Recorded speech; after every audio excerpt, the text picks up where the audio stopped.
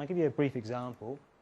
Here we go, cost of the property, and there was no planning in this, that you had $250,000 for yours as well. There you go, $250,000 would be the cost of the property in my example. Your stamp duty, $10,020. Your legal costs, I say $1,200. If you go and see a conveyancer, maybe more like $600. Okay? Whether you should use one or the other, I'll leave down to your discretion. Maybe go and speak to a conveyancer, see what they've got to say. Speak to a solicitor, see what they've got to say. But I go worst case scenario, solicitor generally in Melbourne about $1,200. Application fees for most lenders about $600 or thereabouts. And in this situation, you'll be expected to pay lender's mortgage insurance. Does anyone actually know what lender's mortgage insurance is then?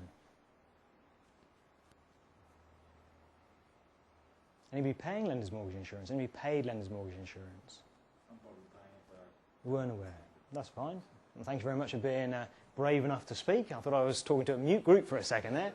Okay, lender's mortgage insurance, LMI, is a form of insurance, but the only person or the only entity that it protects is the lender. It has no benefit to you whatsoever. Okay? It's put in place so in the off chance that you actually default on your loan, you're not able to make the repayments on your loan, and the bank needs to pre-close or foreclose on your property, i.e. take it from you and sell it, they have lender's mortgage insurance to ensure they don't lose out on any money in terms of reselling that particular property. And I'll come on and explain it to you in a little bit more detail. But everyone reasonably happy.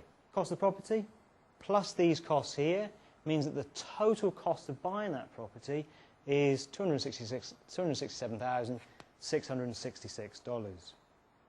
Now, if you've got no contribution like all these people who phoned me up haven't, okay, then the total loan amount is going to be $267,666 because you've got no contribution. If you do that loan to value ratio calculation we did just a little while ago, there's the value of the loan divided by the value of the security, your loan to value ratio is 107%, and the lenders will only lend you up to 100%. Okay? So even though these guys out there are offering 100% loans, and they are fantastic opportunities for people who don't have huge contributions, you will still need generally to have access to some monies to buy some property. Okay? All right. Now people say to me then, how much contribution do I need? How much money do I actually need to go out and buy the property? And my business is actually quite simple. People come to me and they say, I need to borrow this amount of money and I'd like to pay the lowest interest rate possible. Where it becomes a little difficult is the subtle nuances. How much contribution do I need? It depends. If you want to avoid lender's mortgage insurance, and how much was it in the previous example? Just to see if you were watching.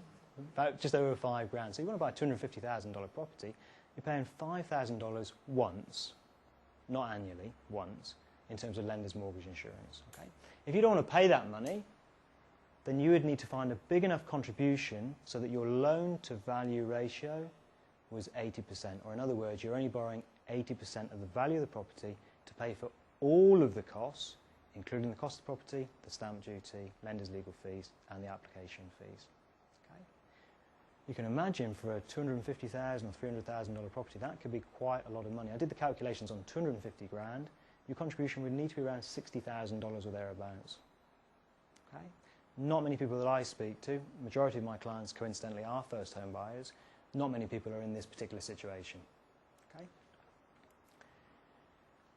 If you want to get access to the widest range of lenders, the contribution that you'd need would need to be big enough so that your loan to value ratio is 95%. You're only borrowing 95% of the value of the property. Nearly all the lenders that I deal with 27 different lenders, 4 or 5 of which you would have heard of, the big ones. The other 22 you may never have heard of. Okay? But most of them will lend you up to 95%. So if you can find enough contribution to reduce your loan to value ratio to 95%, you'll get access to the biggest range of lenders and therefore the biggest range of mortgages. Again, that can be quite a lot of money. So in certain situations there, you won't be able to access that amount. You'll only be able to access enough money to be able to borrow 100% of the value of the property. But you will still therefore need enough money to cover the other property costs. So if you're looking to buy a $250,000 property, you'd need to find those extra $15,000 or $16,000 worth of costs if you wanted to borrow $250,000 from the bank. Is that reasonably clear? Okay, any questions so far?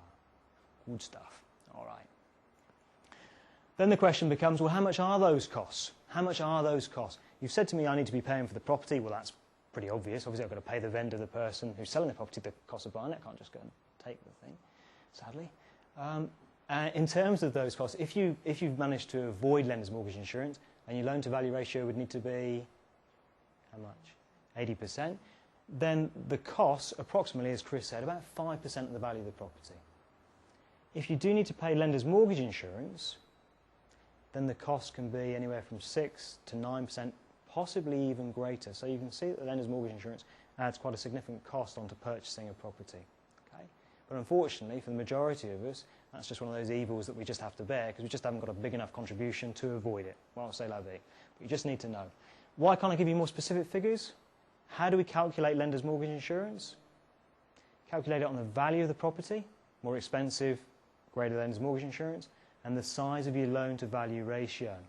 So if you're looking to borrow 99% of the value of the property, you'll be paying more lender's mortgage insurance than if you were looking to borrow 81% of the value of the property. Okay? So again, it's a good idea to get as much contribution as you can because it'll reduce that lender's mortgage insurance.